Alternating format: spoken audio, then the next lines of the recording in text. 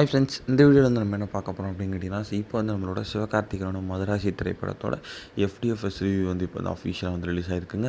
இந்த ஒரு விஷயம் சிவகார்த்திகேயன் ஃபேன்ஸ் மத்தியில் ரொம்ப ட்ரெண்டிங்காக போய்ட்டு இருக்குது. ஸோ அதை பற்றி அந்த வீடியோவில் நம்ம டீட்டெயிலாக பேச போகிறோம். இப்போ வந்து நம்மளோட ஏஆர் முருகதாஸோட கம்பேக்கா அப்படின்றது வந்து பெரிய கேள்வி வந்து எழுதிட்டுருக்கு. ஸோ இப்போ வந்து லேட்டஸ்ட்டாக நிறைய தமிழ் சினிமா, நிறைய திரைப்படம், பெரிய படங்கள், பெரிய ஆக்டர்ஸ் திரைப்படங்களை வந்து ஸோ இப்போ வந்து ஆக்டர்ஸ் படமாக இல்லாமல் ஸோ 50-50 ஆக்டர்ஸ் ப்ளஸ் டேரக்டர்ஸ் படமாக வந்து மாறிட்டுருக்கு. ஸோ அந்தளவுக்கு வந்து இப்போ வந்து மீண்டும் வந்து முக்கியத்துவம் வந்து டேரக்டர்ஸுக்கு கொடுக்க ஆரம்பிச்சிருக்காங்க தமிழ் மக்கள். ஸோ அதேமாரி தான் வந்து சிவகார்த்திகேயனோட மதராசி திரைப்படத்தில் சிவகார்த்திகேயனுக்காக எத்தனை பேர் பார்க்க வராங்களோ அதே ஈக்குவலாக ஏஆர் முருகதாஸ்க்காகவும் பார்க்க வராங்க. ஏன்னா வந்து அவர் இயக்கிய படைப்புகள் அப்படி இதுக்கு முந்தைய. ஸோ ஏஆர் முருகதாஸோட கம்பேக்கா அப்படின்றது தான் பெரிய கேள்வி. அண்ட் இந்த திரைப்படம் வந்து நல்லாவே இருக்குது அப்படின்ட்டு தான் சொல்கிறாங்க. அண்ட் மெயினாக வந்து அனிருத் பிஜிஎம் வந்து 2-3 ஃபைட் சீக்வன்ஸில் வேறு லெவலில் ஒர்க் ஆகிருக்கான்.